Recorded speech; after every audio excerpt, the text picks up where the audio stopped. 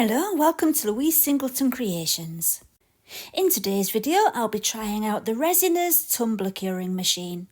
You'll see me unboxing it, assembling it, trying it out, giving an overview of all its features and then telling you exactly what I think of it right at the very end. But to do all that, I need to actually make a resin tumbler. So in today's video, you will be seeing my first ever attempt at making a resin tumbler, which is surprising really, since I've been doing resin art for about 4 or 5 years now. You would think I would have tried this by now. But no, today is my first attempt, so we'll see how it turns out. If that all sounds interesting, stay tuned and enjoy the video.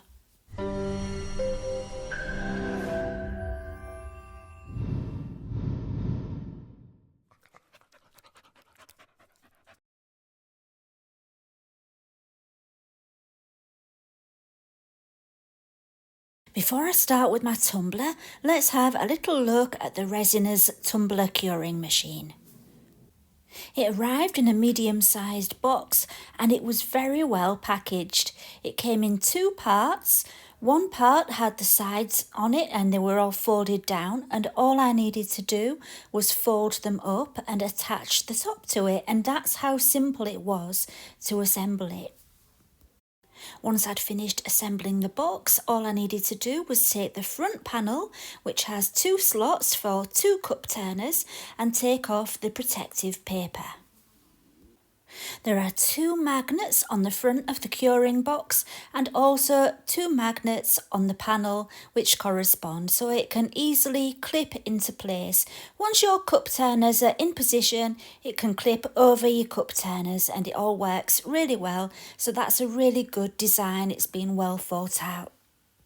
So later on I'll tell you a little bit more about it and show you it in action, but for now let's get on with the tumbler. So as well as my curing box, Resiners also sent me the cup turner and the steel tumbler that you can see here. So that was very generous of them. So thank you very much, Resiners. My plan was to use spray paint on my tumbler, but before I did that, I decided to sand it. I just took a 120 grit sanding block and gave it a good sand, and that way the paint keys into the surface of the tumbler a lot better. After sanding it, I gave it a spray with some isopropyl alcohol and then wiped it to make sure it was completely clean and dust-free, ready for painting. I protected the inside just around the rim on the inside with some masking tape, but later on I found that electrical tape worked better. Next I took the sponge off my cup turner, took another stick which luckily I had. I don't know what it came from, but I'd kept it for some reason, and I'm glad I did, because I put that stick into the sponge so that I could hold the tumbler without touching it whilst I spray painted it outside. And to spray paint it, I used Rust-Oleum chalk finish clotted cream coloured spray paint.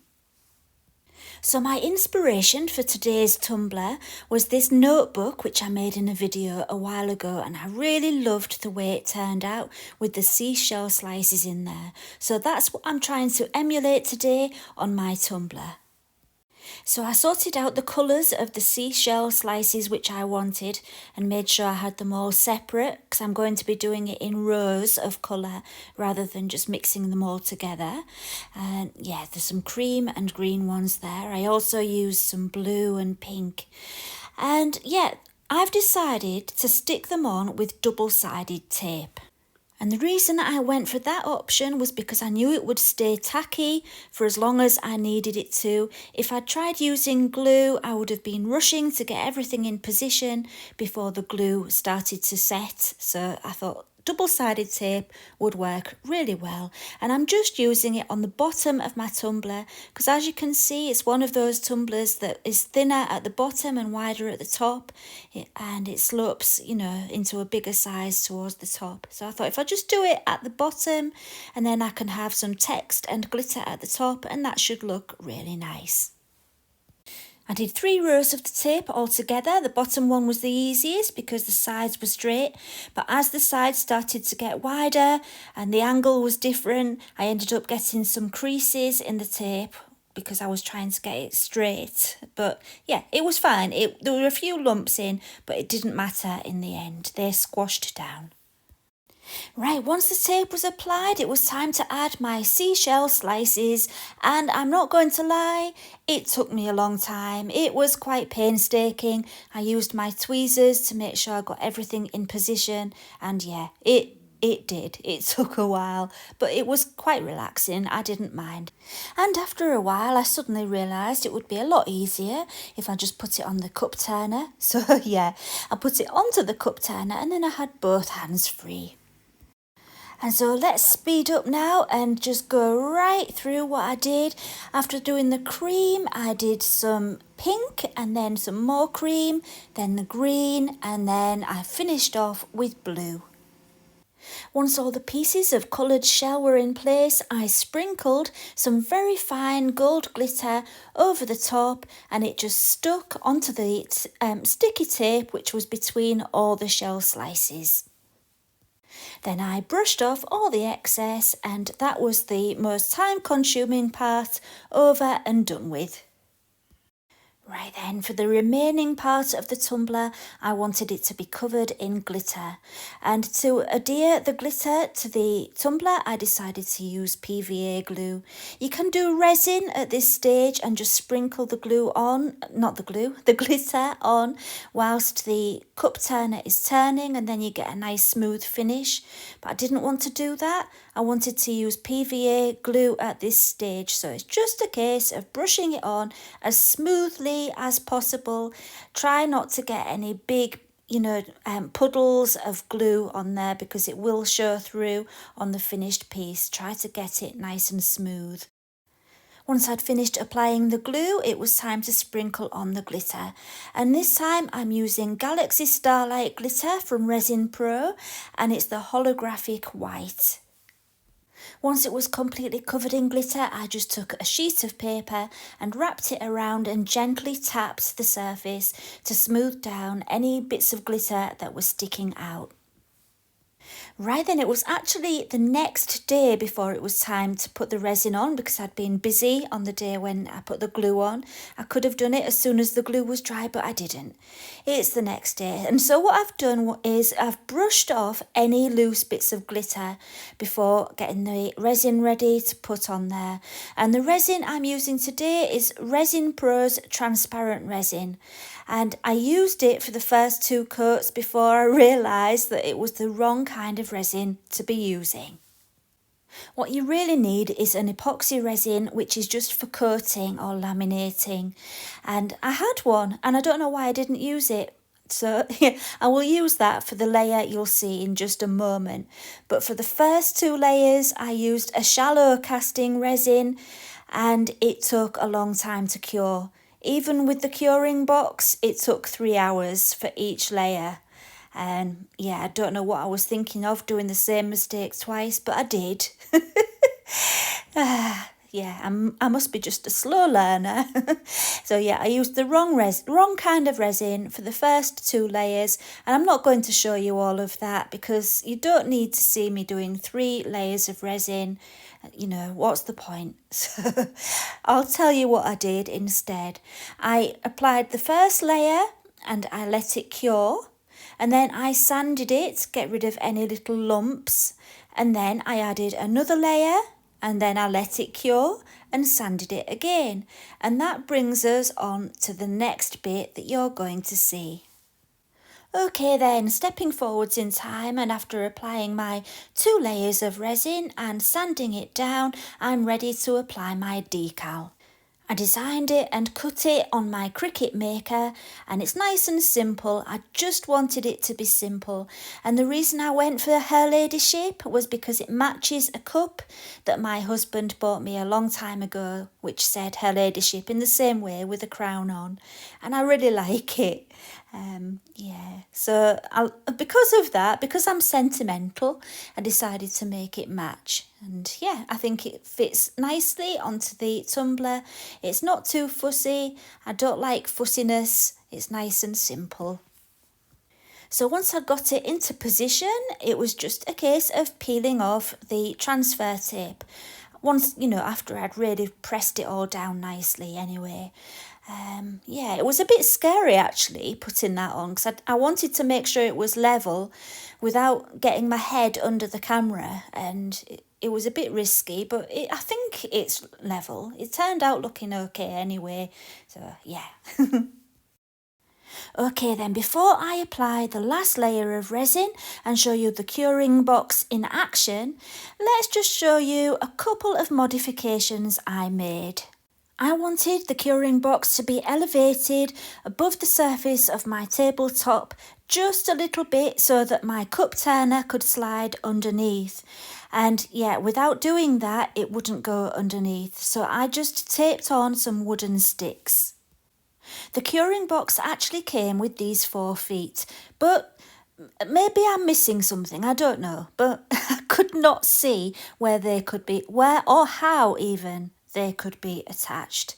And you know what? They were too big anyway. They would have raised it up too far for my cup turner and made my tumbler be too close to the bottom of the box. So yeah, they were too big, even if I'd been able to see where to add them. My second modification was to add these 2 little bits of masking tape, and it's just a guide so that I knew exactly where to position my cup turner so that it was in the right place before I added the front panel, because that's the other thing, if you don't know where to put the cup turner exactly, when you go to put your panel on, you might not have it quite in the right place and the slot might not go in the right place. So it makes it so much easier if you put your guidelines on. And there it is, you see. So now it's in exactly the right place because I knew where to put it. So those are my modifications. And so let's get that last layer of resin on and see it in action. Right, so for my last layer of resin, I used the correct kind. I used Art Pro Deluxe, which is a coating resin and perfect for this job. It's nice and thick, so it doesn't drip everywhere whilst you're applying it, and it cures a lot faster as well. Also, it's got a really hard finish. It's really hard wearing, and it's got a high heat resistance as well, which is good to know. So yeah, that's what I'm using this time. I'm going to just apply it in the same way as before, and then I'll put it into the curing box. Okay, whilst I'm doing that, let me tell you something that's extremely important if you're considering purchasing one of these and if you live in the UK or anywhere else in Europe. At the time of making this video, this curing box is only available with the US voltage, 110 volts, and yeah, it's not compatible with European domestic electricity. I'm sorry for not using the right terminology, but basically what I'm trying to say is what you will need is a transformer or converter, which I'm showing you here. It's the one that I bought that works well with this curing box. I'll put a link to the one that I got in the video description in my Amazon storefront list. Right then, it's time to put it into the curing machine, and as you can see, because I stuck those sticks underneath, it was elevated just enough to slide my cup turner into the machine. And as you can see there's plenty of space for 2 cup turners, and the front panel clipped on easily.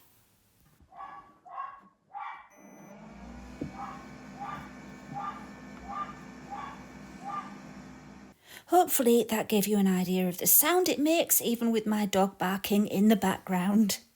So I took my stirring stick, which still had resin on, and I put it in there so that was an easy way to check how the resin was getting on without having to take the tumbler out every time.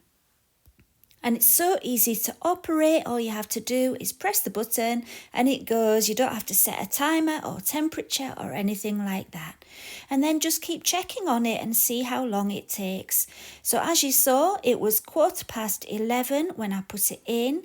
And then just over 1.5 hours later, it was just about perfect.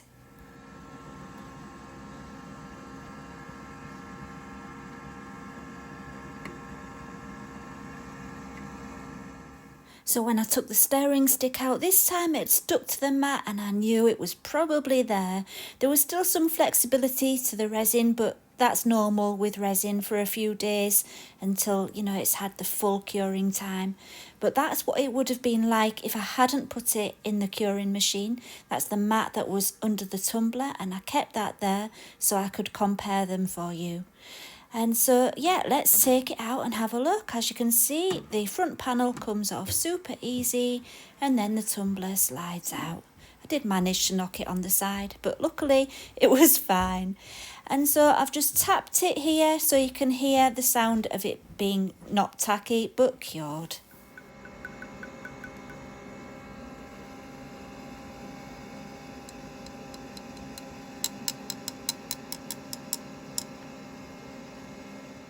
So I'll show you it all properly in just a couple of minutes, but first of all, I wanted to give you my conclusion and what I thought of it. What are its pros and cons? Let's have a look. So let's start with the negatives and leave the best till last. It's always good to leave the best till last. So, first of all, I would say the instructions were very basic. I would like more information on how you're supposed to be able to fold it up, because as the next point says, it's not easy to fold up. Perhaps there is an easy way that I'm missing, but I couldn't find it and I can't get the top off mine to fold it back up. And it is supposed to be foldable. So please tell us how we're supposed to do that, or make it easier to fold up. And also in the instructions, it would be good to know what those little feet were actually for. Are they feet? If they are feet, how do you attach them? Because I just don't know. The next one is the issue with the voltage.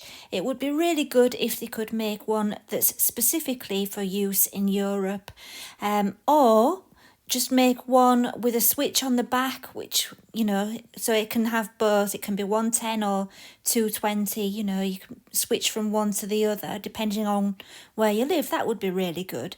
But it's just a bit of a pain having to purchase a transformer to be able to use it in Europe. And the last one is just a request for them to change it so that you don't need to stick wooden sticks on the bottom to slide your tumbler in. It's just the fine tuning really, because other than that, it's a really fantastic product. So let's finish on a high note with the positives. It was very easy to assemble and super easy to operate. You just need to press one button. And of course, most importantly, it reduces the curing time by around 50%, but not exactly. I would say about 50%. And because of its design, with it being a box, it's protected from dust and lint and anything else that's in the air, like flies and things. And if you've got a cold room, you don't need to worry about heating it up because the curing machine regulates the temperature perfectly. And the other great thing is you can put any other resin projects in there too, if it fits, of course. So overall, the pros do outweigh the cons in my opinion. I really do like it. It works well, it does what it says it'll do, and it's a welcome addition to my craft room because it looks lovely too. So let's have a look at the finished tumbler. Right, so considering it was my first attempt at doing a tumbler, I'm really happy with how it turned out. I think it looks really, really good. I love the shell slices on there, and I think using the double-sided tape for those was a really good move. That really helped a lot, so I'm glad I did that. It's a little bit lumpy here and there, but other than that, I'm really, really happy with it. What do you think? Please let me know in the comments. Well, we've come to the end of the video and I really hope you found it useful, especially if you were thinking about purchasing the tumbler curing machine from Resiners. I will leave links to all the products used today in my video description. Please give the video a thumbs up or subscribe if you've enjoyed it, and I will see you again next time. Thank you for watching and bye for now.